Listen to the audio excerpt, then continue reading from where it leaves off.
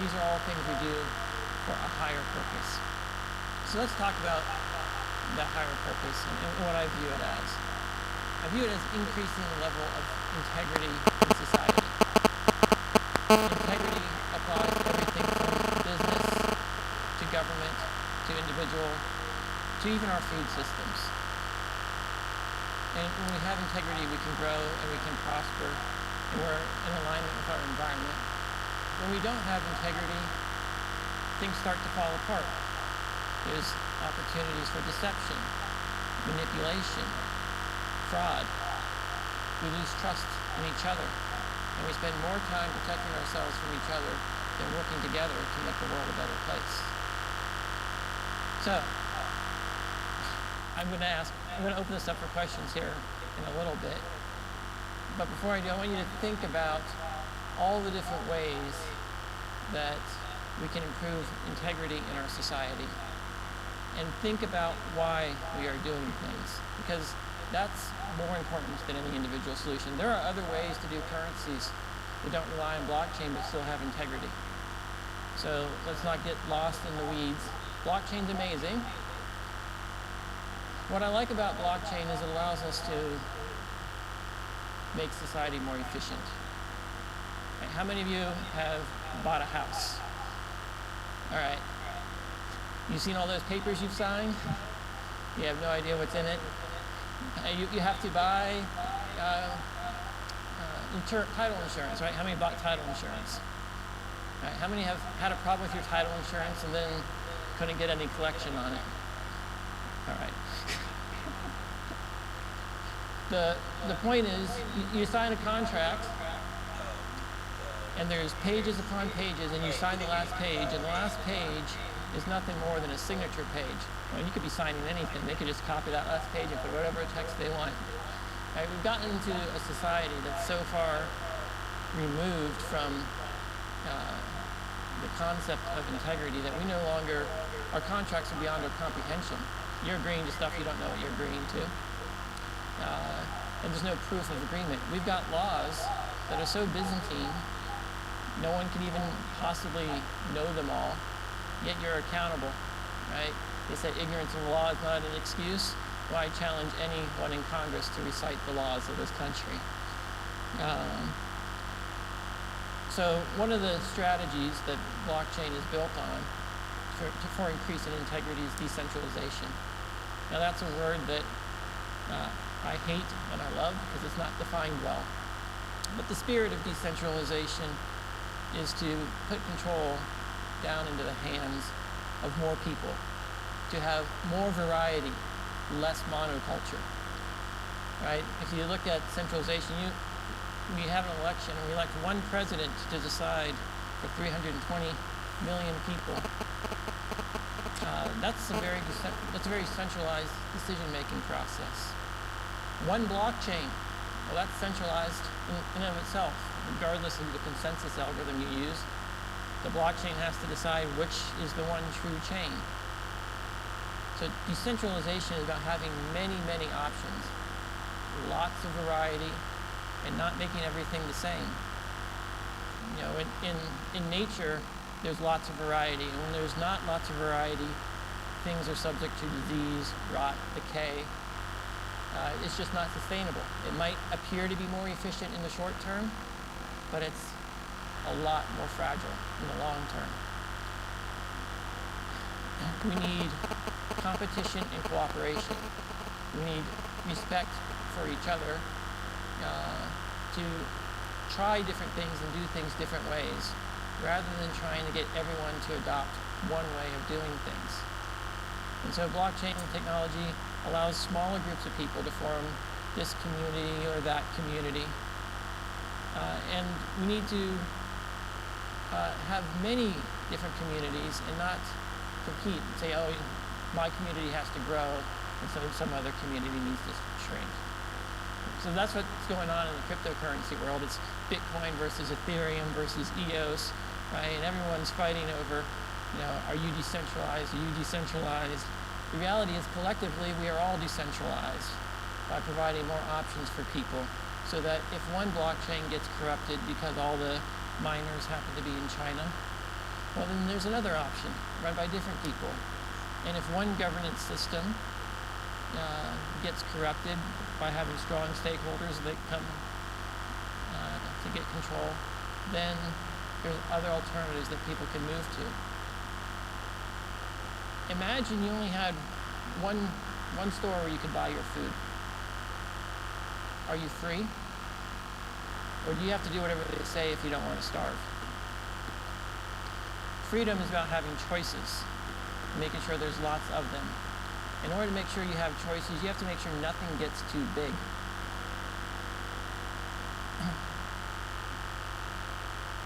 When things get big, they get centralized, they get inefficient, and then they fail all at once. If you look at the structure of our body, lots of individual cells. Each cell is centralized in itself, but they collaborate. And that design pattern scales throughout nature.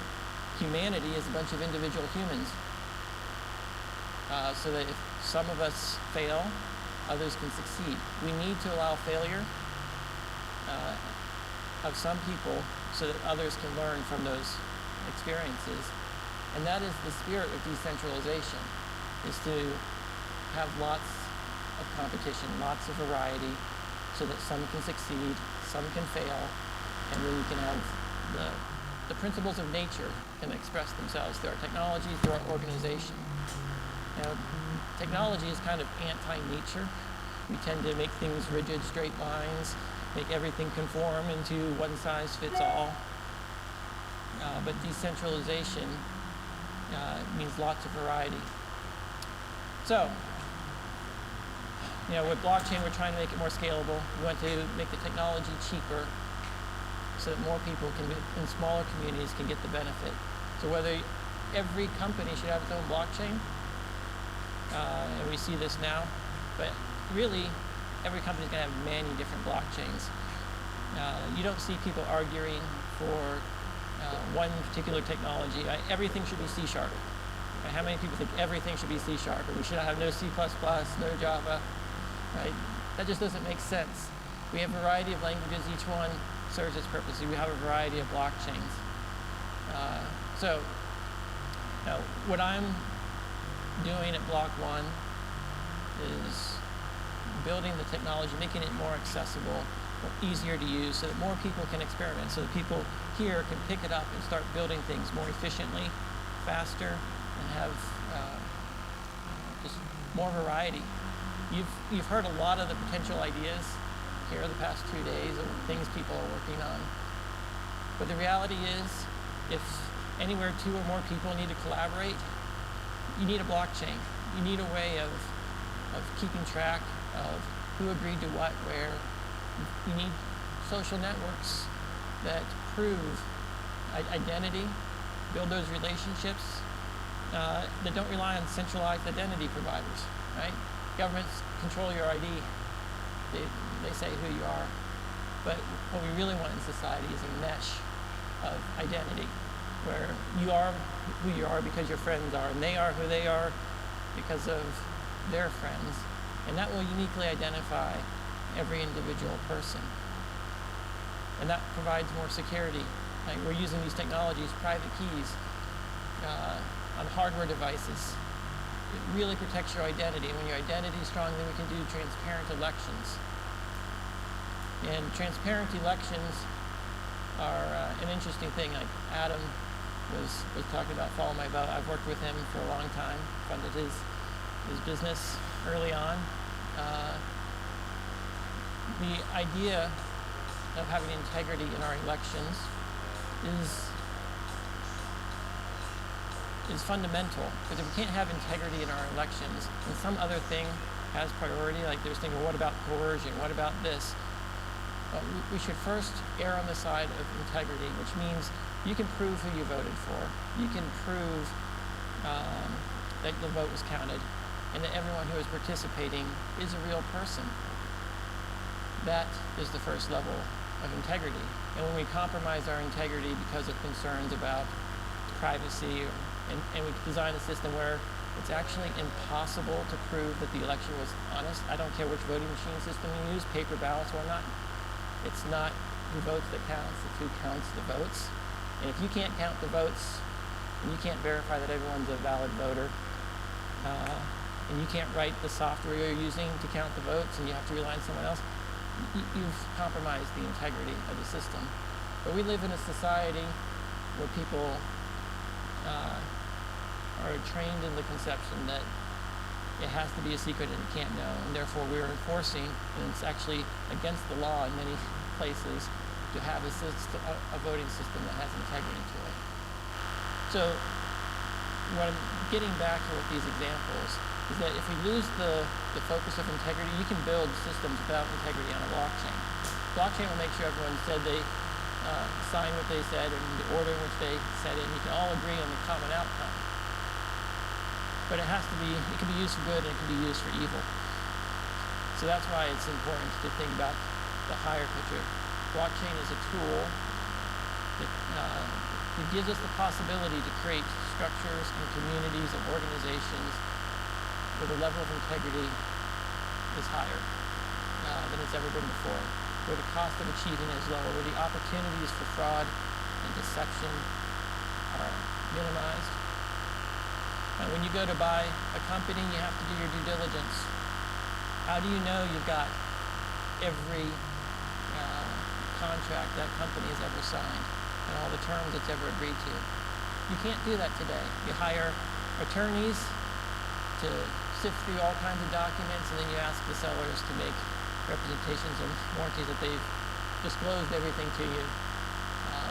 But it's not actually possible to know you have everything. Blockchain makes those things, right? We shouldn't be having that in society, not in our day and age. And, in theory, if we had more integrity, these types of things wouldn't happen. And if we built that into our culture, we wouldn't need blockchain as much. But blockchain allows us to commit to integrity with intention rather than just hoping that it exists. And that's why every bank, it's 4 o'clock. Every government, when you're buying and selling land, every contract you sign, when you get married, the keys to your car, all these things can be tracked and dealt with much more efficiently. And you eliminate a lot of the work that's currently placed on regulators to try to enforce integrity from the outside. So when businesses have to make the decision of, do I build on blockchain or do I not? The real question is, do I want to build a system with integrity by design, or do I want to build a system where I compromise integrity for the sake of efficiency? Although I think blockchain can become just as efficient as the other solutions. Or because, hey, I actually like the ability to backdate things and change things after the fact. And I like the flexibility it gives me to not actually commit to things and go back on things. Or I like to pay lawyers lots of money to fight over the vague terms they throw in contracts no one can understand. Right? When you build your business on blockchain, you're telling the world you're committed to integrity, you're telling your customers you're committed to it, you're telling your employees you're committed to it, and that makes all the difference in the final outcome. Because if your heart's not in it for the right reasons, then you might have a blockchain, but you're not going to stop the corruption. And so that's my high-level view of where I think all this goes. It's a reminder of why we got here in the first place, because we're tired of the rich getting richer because they're leveraging systems and they're biased towards centralized powers, centralized decision-making. We're tired of one-size-fits-all solutions, whether it's for health care or food inspections or whatever your house permitting rules are, right? We have a society that's increasingly one-size-fits-all, but then we don't have integrity in the institutions that are running these things. And we keep thinking bigger government, bigger organizations will solve all the corruption, but all they do today is create more power, more concentrated, more corruption. And that's why we decentralize. That's why we build integrity in the very foundation. We need to demand it from all of our institutions, whether it's our universities, whether it's our DMV. We need to be demanding it, and we need to be demanding it from the companies we do business with. So that's my soapbox for the moment. I'd like to open up the floor to questions. Any question, I love questions about how blockchain works, how blockchain can be used in your business, about the future of EOS.io, anything you'd like to ask, I'm game.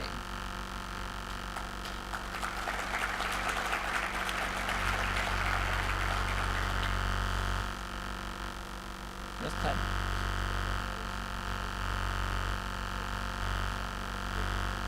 Hello, Stephane.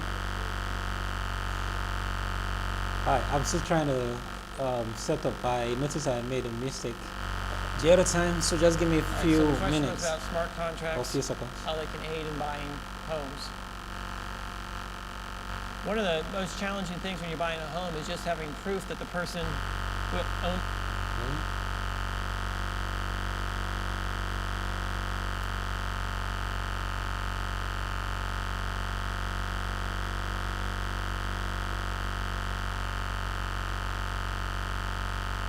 Just some last minute setup, and we'll be live.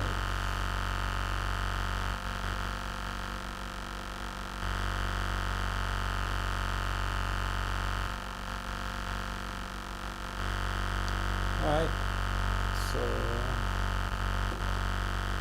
there we go.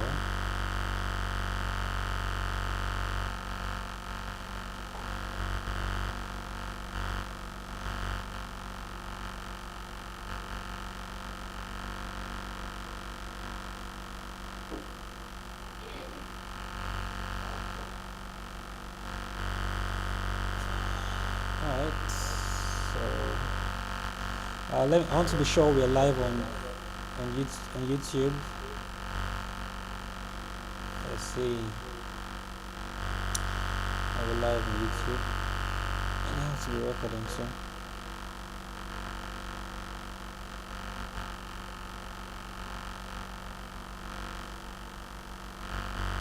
So how's it been, Stephane? It's been a while. We haven't done. I'm good. We haven't done any video call in a long time. Yeah, it's been a little bit, you're right. Alright, so is that your girlfriend? But yeah, no, things are good out here. Staying at home mostly. But working hard on all things EOS, EOS Nation, EOS.io. Awesome. Pretty exciting time right now. Sure. Yep. What's going on?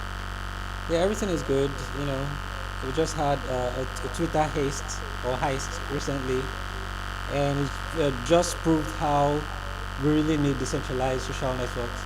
And it's one of the things we're going to be talking about today. But I just need to be sure we are live on Facebook and YouTube first. Right. Just give me a minute. Okay.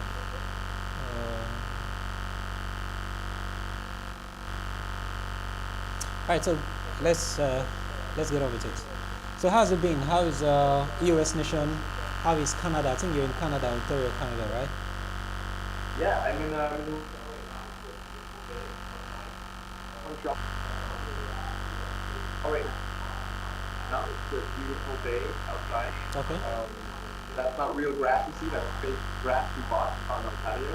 I've been home a lot these past few months, right? But that's allowed me to work hard on the application and keep building out our community worldwide in these projects that we're working on, various EOS.io networks, EOS, Wax, lots going on everywhere. Awesome. Okay, guys, can you hear us? If you can, just type yes, so I'll be sure you guys can hear what we're saying. It's going to be a short one, just straight to the point, so we can get on with some other things. Alright, so if you can hear, just type yes, please. Let's see. Where's the chat right now? Oh yeah, they can. Alright, so moving on. I'm going to be asking you some daring questions. Some questions that a lot of people have had, for a long time, and I'll see how best we can go through them quickly. Now, Let's go. So yeah, you want rapid answers? yeah. You have to provide the answers. Sure. I know I didn't give you prior questions. I didn't give you the questions, so you look You at didn't them. give me any heads up of what's going on. You just told me to show up All at right. 11 a.m. Saturday morning in Montreal, and I showed up, and now it's here. All right then. So how did you get into EOS? How did you start up EOS Nation?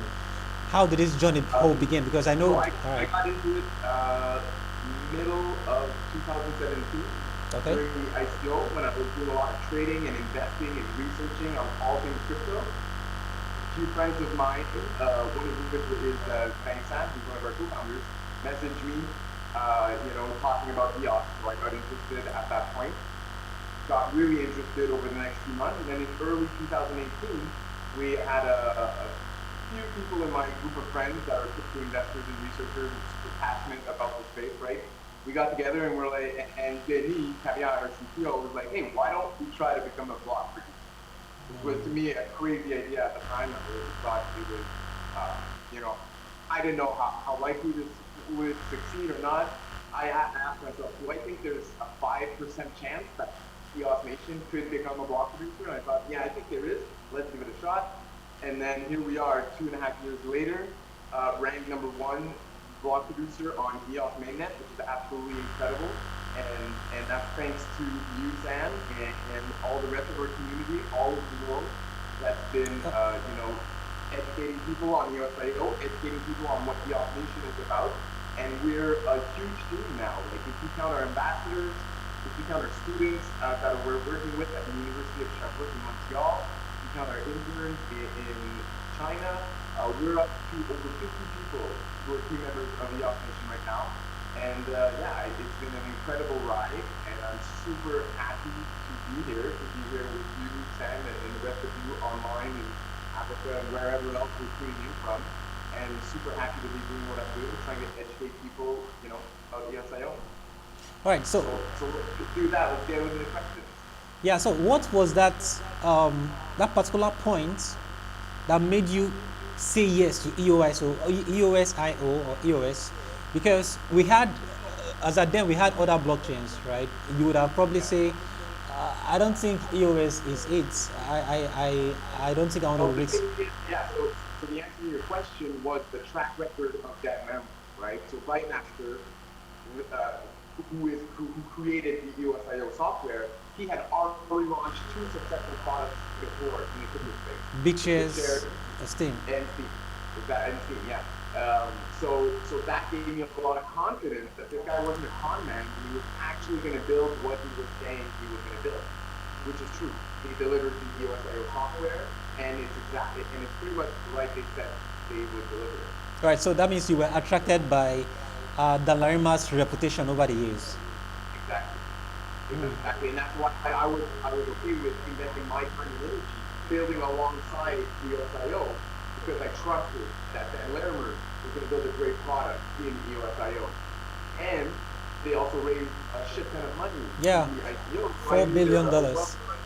We're a well-funded organization with a leader that I trusted, that we're going to build a product that's trying to really bring a new way of doing things in so many aspects that could be applied to so many aspects of the product. Right. So what then is the difference between EOS and EOS.io? What's EOS? What's EOS.io? What's the difference? So EOS 101, right? So we're talking about Dan Larimer, who's part of Block One. So Dan Larimer created Block One with Brendan Boomer and other people. And this company created the EOS.io open source software. So this software is published for free on GitHub for anyone to take it and make their own EOS.io network. So then us as EOS Nation, and alongside other block producers from all over the world, in June 2018, yeah. we got together and we took that EOS.io open source software and we created the network that is now known as EOS. So the EOS mainnet network is the network that's run by all the block producers that are elected by the token holders of this network. and it runs on the open source EOS software that is developed by a block on a private entity led by Ken. All right, thanks. I noticed Patrick is on the call, so I'm going to let him say hello to everyone. Patrick, over to you. Uh, hello, Patrick. Hello, hello. Hi. Do you hear me? Nice to be here. Nice to be here and to hear, as always, Stephane doing good education, and you, Sam, also. Very nice from you to organize this, and I am Thank very you. happy to be on with you. Yeah, All right then. I am. Thank you, Patrick. So, Patrick, where are you speaking from? Because I think the audience would like to know where you are currently.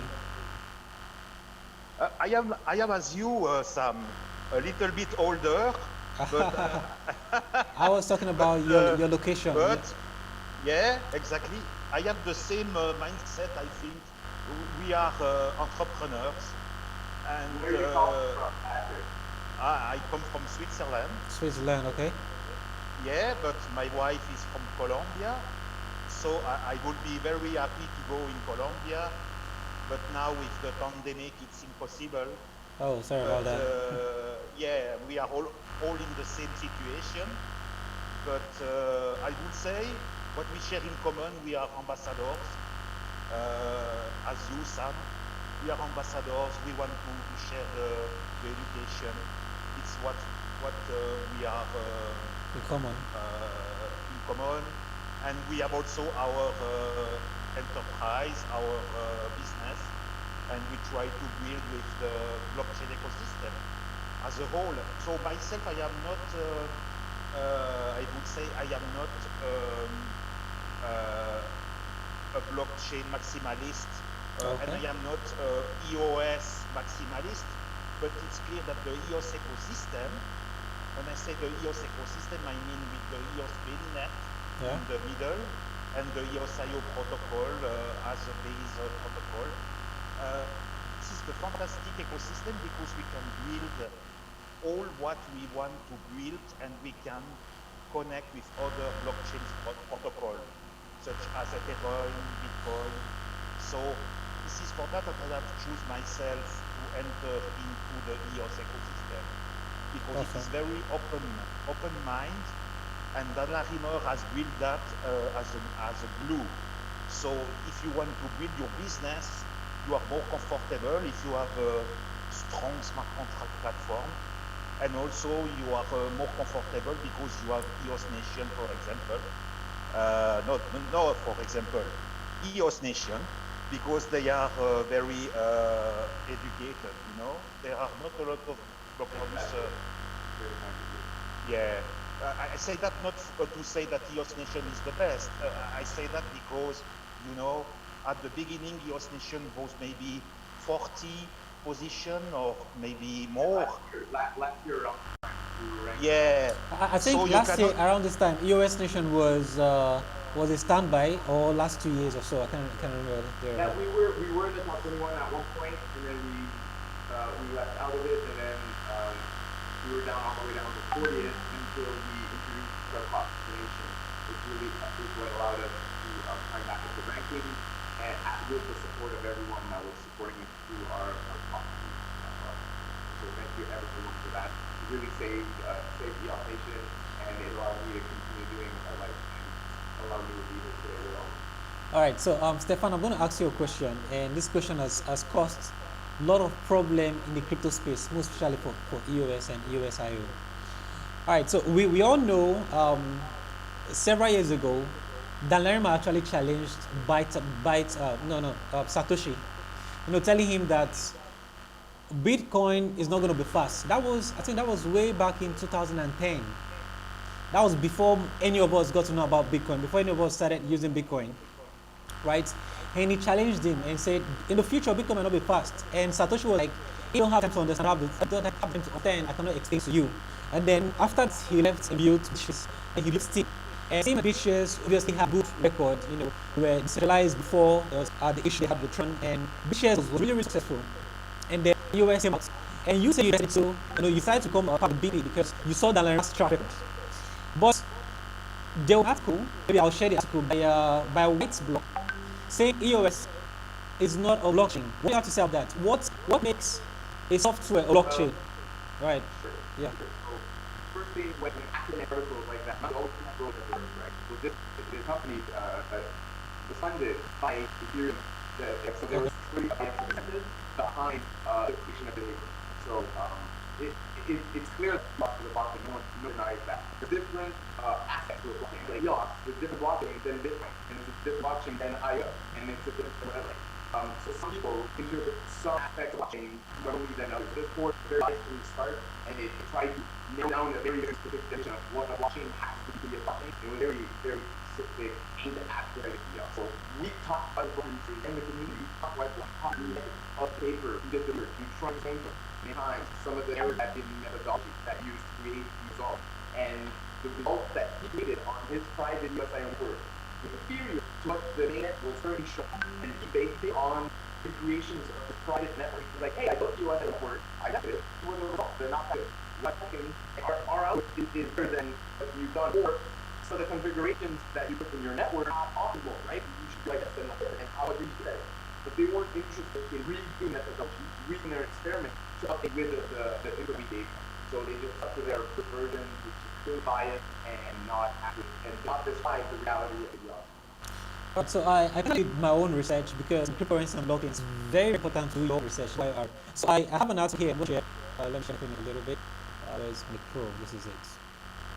So I personally read that article for myself, and this is right there. So okay, so the load. Let's see if I can pull that. So that's it right there. So the article says EOS scam another blockchain. At the end of the whole, I was able to trace and notice that the whole stuff was really white block. And I asked the question, okay, if white block has a result that says EOS not a blockchain, that means business behind white block should I have built something superior? So I was doing research and noticed it's linked to white block. But I'm gonna find that okay, I think this is something. So I'm gonna click. Okay. So what what are the core differences between EOS and just two blockchains such as Ethereum? That's kind of one. Question two. Ethereum, we're trying to say you guys punch or you're putting up last house EOS. Once my EOS or the business come to say let's fight. Hi. Good question. And I think how we look at and adoption EOS optional. This comes back on blockchain Bitcoin. Are more central in the creation of that network. So multiple blockchain, the team that's responsible for building the blockchain and investing in the project and etc. Whereas on the EOS, you have one that creates software, but they're not they're not responsible for protecting the reputation of the EOS network. And you say, I do EOS thing, and another officer say something. We say something, we reach these people. I that much. You're like, okay, you think that before I really end it, reach out to your people, make some passes. We talk about you do up the EOS, like, my circle, blah, blah, blah. You do this, and use the edit or what you want, and the questions, no. Never read edition. I use that. Because not having read at sentence. Sentence is a 100% organization that has done a video from when they create the video. And the rest of the conclusion, but the sentence has one different organization. So from there, for example, the company can buy the sentence. And so the Ministry of Korea, they have a program angle. And so they centralize properly in the device to Korea and display it to the better. And in the context, they also probably the largest Korea. So we largest Korea are the device against the box. They are hand off. And it's not really dropping you. Even because we don't have time on at it. For the innovation, the foundation, that its role combating these deadlines and the role of normal place where words can actually do. Right? So this is all it takes. It takes a very long time. But what was really dated, another call for change the team is actually made up of the work for leading a lot. And recently, they were hired to their public marketing team. So this team is going to do the proper work by when you go to the funded organization that provides yeah. I really like the fact that whenever it's for negative news out, I really like the fact that our first community don't respond with negativity. It reaches some of matches, right? I said, I find great negativity actually coming from consensus and so what's right. Yeah. This website blogs here. Guess who the CEO why this is? Yeah, Zach. So do research. And Zach is CEO of blogs. So CEO of blogs it's been a research about EOS. It's also part of the team alliance. This is so and I was recommending for keep cool about in writing on EOS at Maximus or EOS Maximus. Now that's often I know. No, I'm Okay.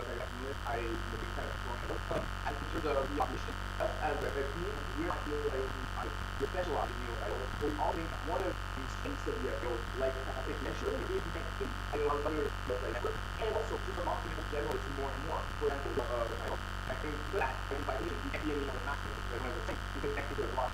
The way I see it is that the more successful blockchain you have on the site, better you manage it. Exactly. So EOS.io had a true chance of being a major thing for all. That is what we see support is that many people have their own website network. Yeah, there's I think something like a year ago, they were so proud of it. Right? We got Black, we got Hawk, we got Money, Tell us. we got so many identity programs. There was we can talk about from one house, also this video website. Almost a public layer network where internet also finds it there. It's really one of the three. So right? We've got also forget the spot the practice and then accurate information we do instead of private network and when else the product comes from the other all good people. So all your networks are being probably and so that's it. Oh, I see some couple of questions. I think two is in the house. Let's say hi. Let's see. So you give out books. He has book, linked book. I mean, I will meet to just you can take it.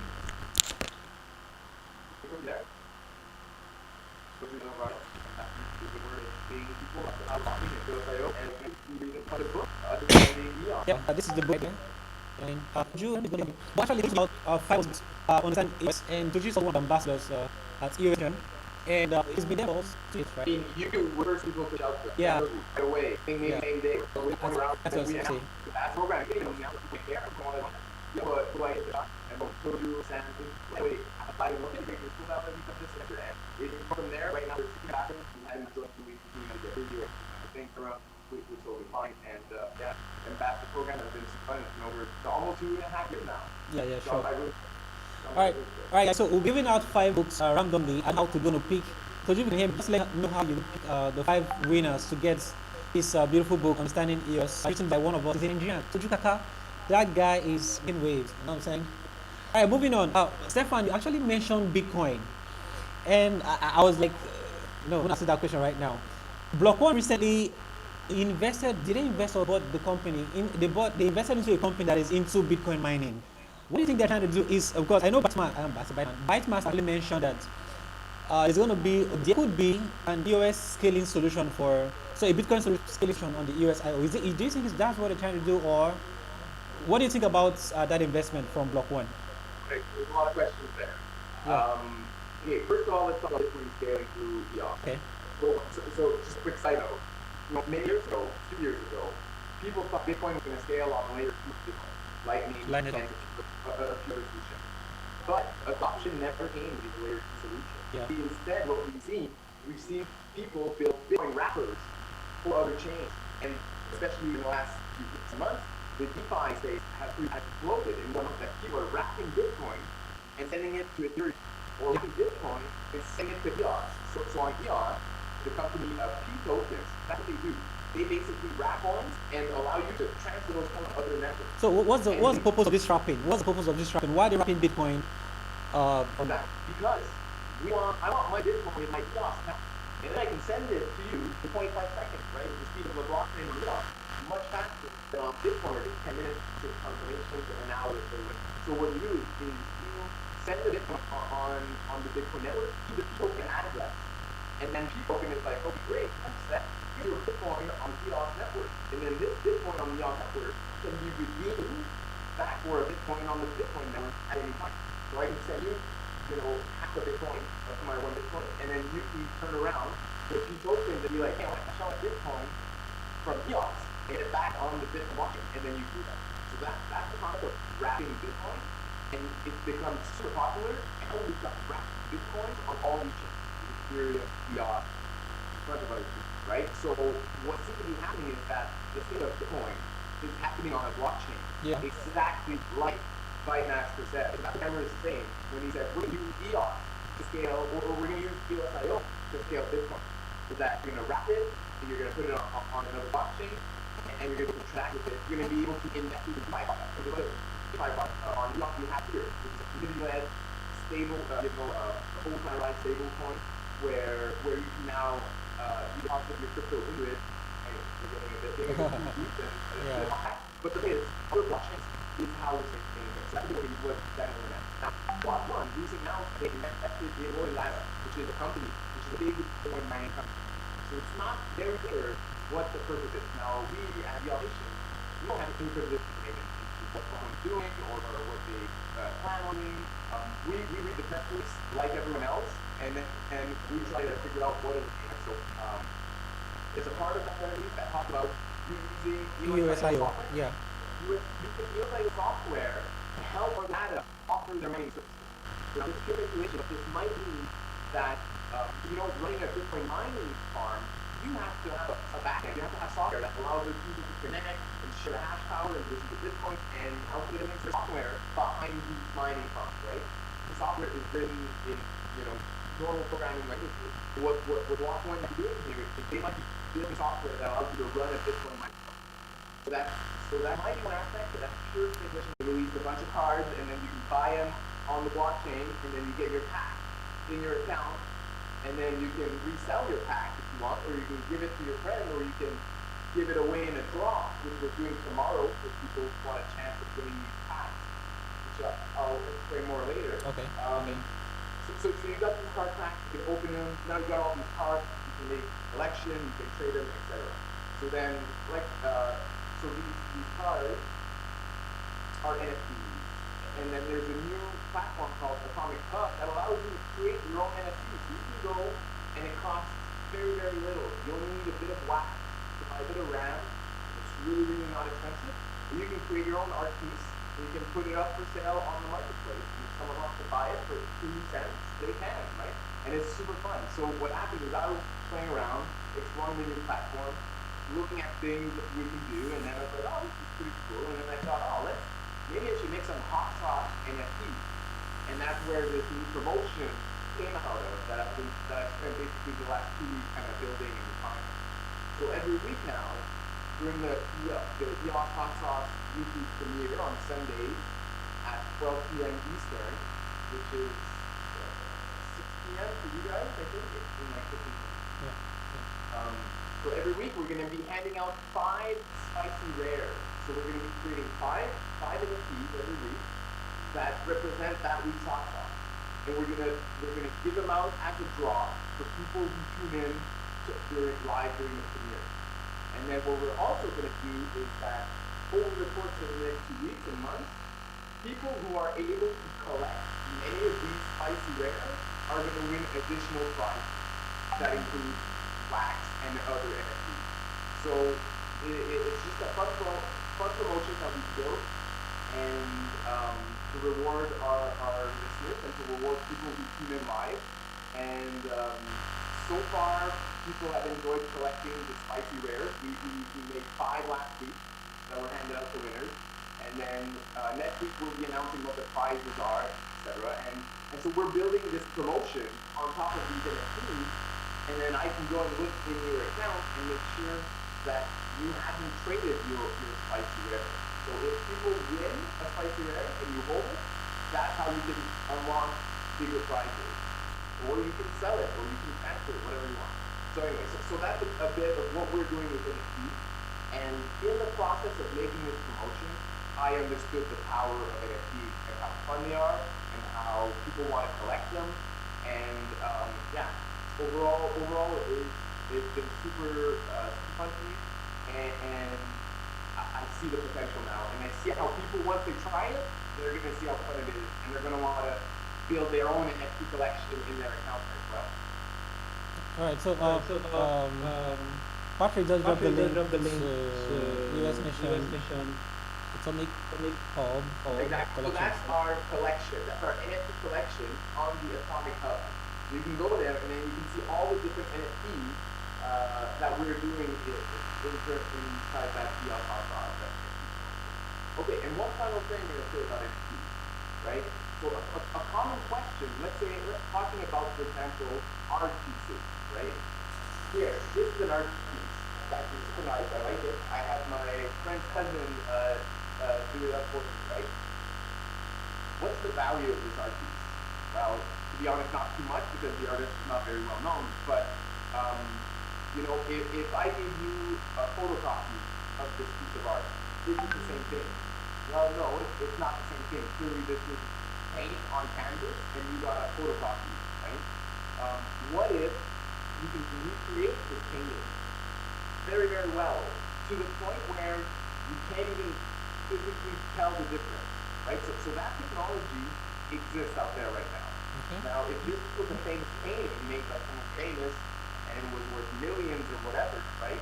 That was to be able to reproduce another painting that looked just like it, and I put it right next to it.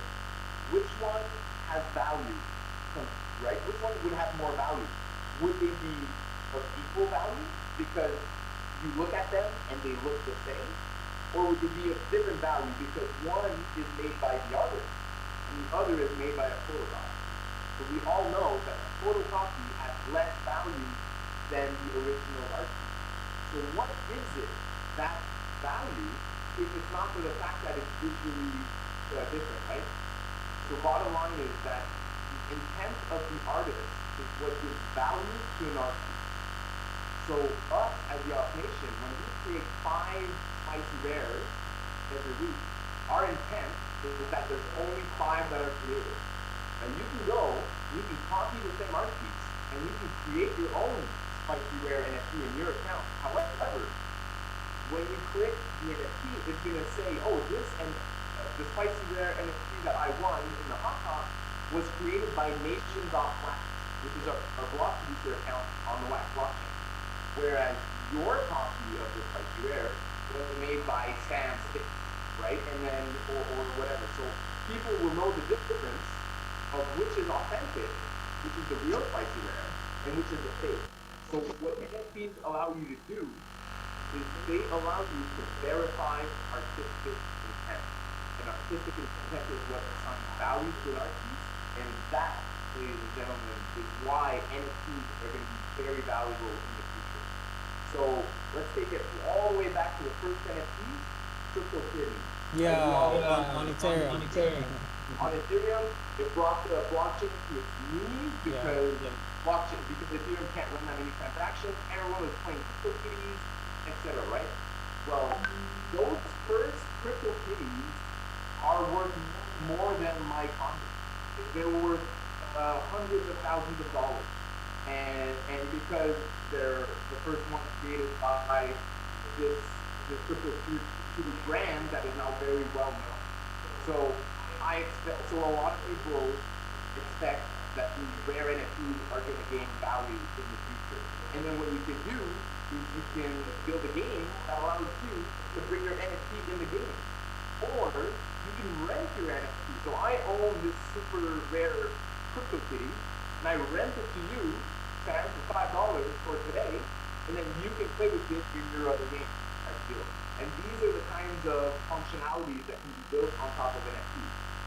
So the third thing we can do with NFTs, game items.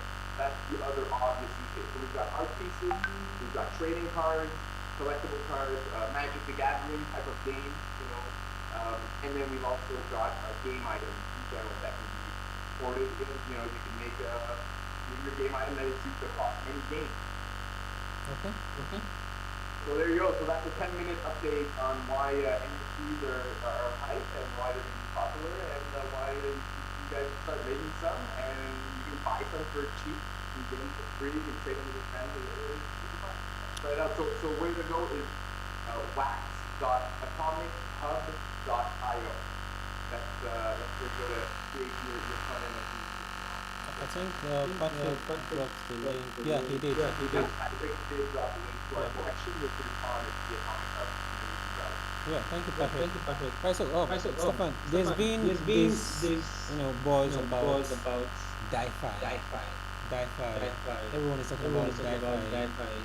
What is DeFi? And do we have any DeFi on EOS? And which is your favorite DeFi? We can just right now. Sure. I pronounce it DeFi, but DeFi sounds cool too. And that's basically these are basically financial products that exist on the blockchain instead of existing through your bank, right? So we're decentralizing the finance system. That's where the D and the phi stands from decentralizing finance. So right now, the biggest DeFi product out there is probably Compound on the Ethereum blockchain. And this allows you to deposit some Ethereum or some wrapped Bitcoin, and then you can borrow from Compound some USDC or some USDT or any other asset you want. So what this allows you to do, it allows you to gain leverage. So let's say I have $1,000 of Bitcoin, I put it in the Compound, I turn around, so I still own those Bitcoin. I still own that $1,000 of Bitcoin. And then Compound is like, oh, hey Steph, oh, you want to borrow $200 compared to your $100 of Bitcoin that you lent us? Sure, no problem. Here's your $200. So then I can get $200 for expenses or maybe for another investment. And that's called leverage, and that's called margin, and it can be very dangerous. You should not do this unless you're a very experienced trader. But that's basically currently the biggest example of decentralized finance that exists on blockchain. Now, another example of decentralized finance is our proxy. Proxy formation is an example of decentralized finance. So we built a smart contract that if you vote for us, we give you a piece of the reward that we earn from your vote. So we're thankful that you support us, and we give voter rewards. This is very standard in the world of delegated stake networks and proof of stake networks. At first, EOS tried to avoid this situation of voter rebates. However, human dynamics combined with the physical properties of a proof of stake blockchain means that voter rewards are just always going to happen. There's no way around it. EOS accepted this. We changed the constitution to reflect the new reality of the network. And so when you vote for us, you automatically receive every day a tiny bit of EOS compared to the code. And all of this is automatic. And you can see the smart contract on chain. And we don't have to do anything, every day to send out these transfers. So all of that is done automatically. And we've got an example of a product that's decentralized finance, where it runs through the blockchain and it manages the finances for us. So that's a bit high level, and then you can have derivatives, you can do a lot of, you can build, DeFi is going to contain a very, very wide range of products, but those two use cases are the most simple examples, I guess, most popular right now. But is there DeFi on EOS? Yes, there's a ton of DeFi on EOS. So our proxy is a small example. The biggest example is EOS. If you go to eosdt.io, they are over-collateralized stablecoin, kind of just like Compound I explained. You deposit your EOS, you withdraw from EOS which is worth $1 US, and then you can buy more EOS, deposit EOS, withdraw, and then you can leverage up like that. And then what happens is that if the value of your deposit goes down, because the price of the crypto goes down, which happens a lot, then you might lose all of your investment if the total value of your leveraged investment goes down too quickly. So that's why it's very dangerous, and that's why you have to very understand what you're doing to get into leverage trading and marketing, which is a lot of what DeFi currently allows. Okay. One last question. What is EOS Nation? What does EOS Nation do?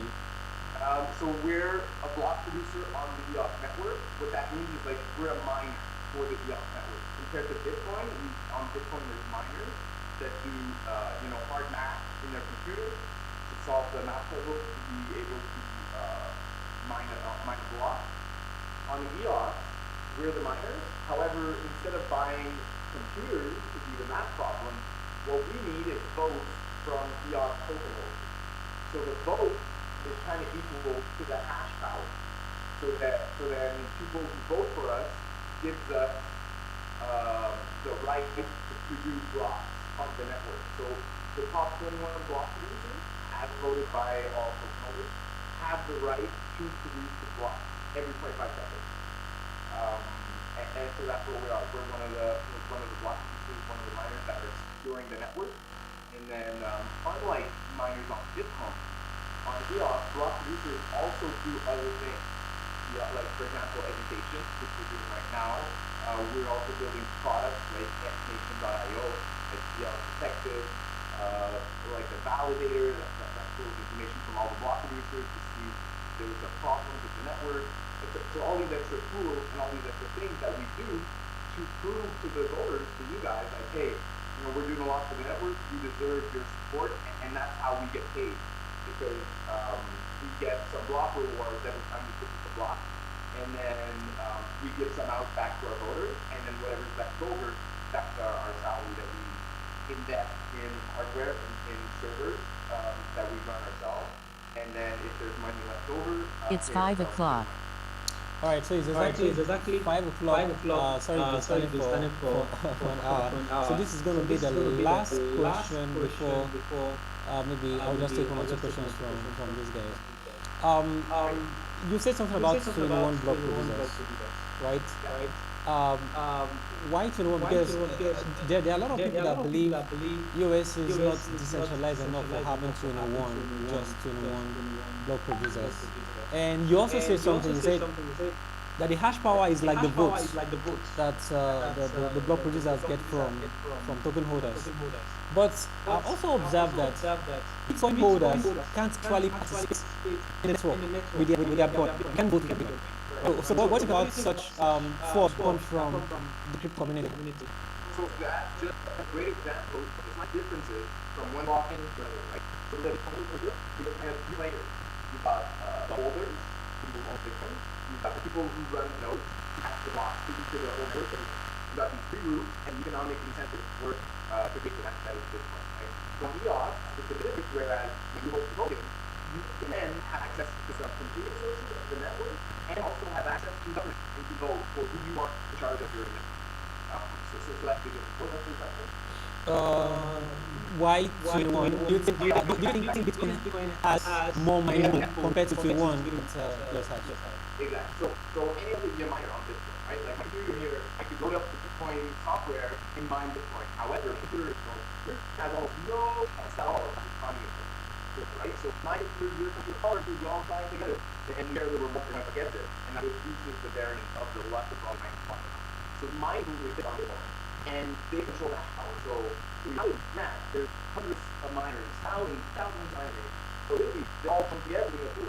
And there's less, and the pool are people on the I don't know, 5 or 6 nodes that are going to have to build because of that. While that's one of the things that is just natural. If you're familiar with this market, people are getting mining with that. So, and for example, right? Well, I'll say there is way deadline because options on Fellow can only be a maximum of this big, right? However, what actually happens is that the group that owns 25% of the Fellow, sure, they're all different miners, but they're all ran by the same group. So what we see is that inevitably there's going to be mining pools formed on the blockchain networks. A distribution like you see on the screen right now. So either way, EOS, Ethereum, or Bitcoin has never been hacked in terms of a 51% attack. That's never happened on any of these networks. So far, although these security models are different, the result has been the same, no hack. Is that still going to be true in 5 years, 10 years, 50 years, 50 years?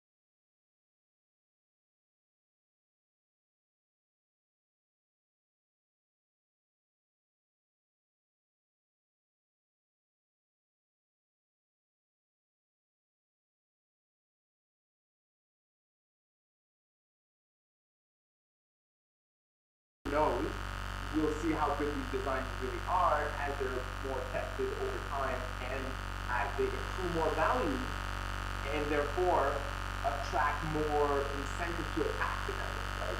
Right. So that's why I think it's a bad idea to be a maximalist of one chain, because we don't really know how all this is going to play out. No one knows. Exactly. It's a great idea. We're all trying our best to see, hey, is this idea going to work? Is that idea going to work? So that's why, personally, for my investments, I own some Bitcoin, I own some Ethereum, and obviously, I'm very invested in EOS. I spend every day of my life building automation, educating people on EOS. So is it safe to say that the miners on the Bitcoin network is equivalent to block producers, and sorry, the mining pool is equivalent to block producers? No. Well, yeah, kind of. Yeah, exactly. So each block producer is kind of like a mining pool where they accumulate their supporters, and all the supporters vote for that block producer or give the hash power, right? Okay. Equivalent to the block producer. So a very clear example of a mining pool is the proxy formation. That is exactly what it is. It's a mining pool for EOS, right? Because on Bitcoin, people buy their machines and you combine and then you share the revenue to everyone according to their hash rate. Well, the proxy formation mining pool, we get rewards from the network for having those, and we share those rewards with the people who give us our hash power, our votes. So it's exactly the same thing. And so you're right, exactly. So there's mining pools on all. All right, so this is the final question. I don't think we're going to have enough time to take questions from our audience. If they have questions, they have to go through. I hear you. Alright. Hold on. Sorry. We're good.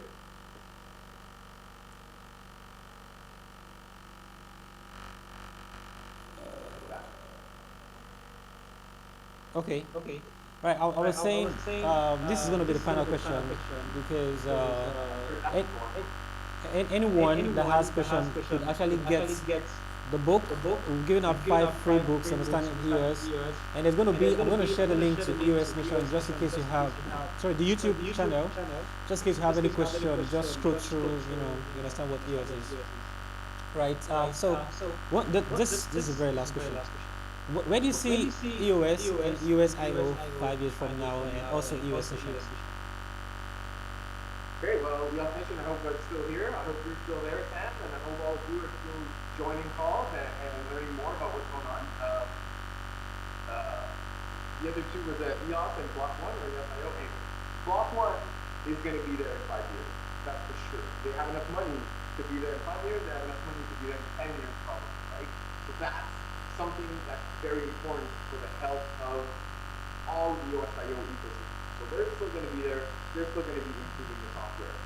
Block 1 is also going to be releasing new products. So Dan never said that they were going to release a new product this year that's not related to voice, right? So we don't know what that is yet, but we do know that Block 1 definitely plans on building more and more, right? We got voice that's still going to be there in a few years for sure. It's just getting started. So there's a lot. So Block 1 is a huge machine. They have a lot of plans. They have a lot of things, different projects going on, and all of that is going to accumulate over the next few years. And us as the Nation, we're a company that is specialized in hosting EOS IO networks and building, EOS IO focused systems. So we're still going to be, as long as there's still EOS IO networks out there, we're going to be producing on them, and we're still going to be out here, sharing the news with everyone, educating people, and answering your questions.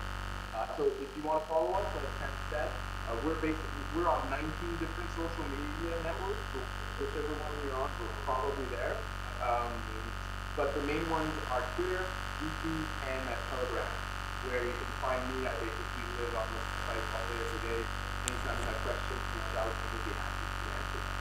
All right then. Patrick just dropped the link, I think, to EOS session YouTube. And thank you, Patrick. All right, thank you, Stephane, for your time today. It's a lovely Saturday morning. I can see it's pretty bright outside there. All right. Thank you very much for your time. Thank you for knowledge shared, and really grateful. And if you have questions, you're gonna see them in the EOS Telegram group, because I'm gonna share the link so you can join. All right, thank you very Great. much. Thanks for having me, Sam. Thanks for Say joining hello us, to everyone. the rest of the EOS session for me, co-founders, Eve and the rest. All right, Sorry, what was that? I missed that. I don't know if Patrick would like to say anywhere we go, but I know we're done. Oh, I don't think Patrick's on the call. Oh, he is. Thank you, Mr. Thanks for being here, everyone. Okay, Patrick, any Yeah, last words? thank you for your time. Thank you for your time. It was nice. All right then. All right, guys. Thanks for coming around. See y'all later. Thanks. All right, bye. Bye.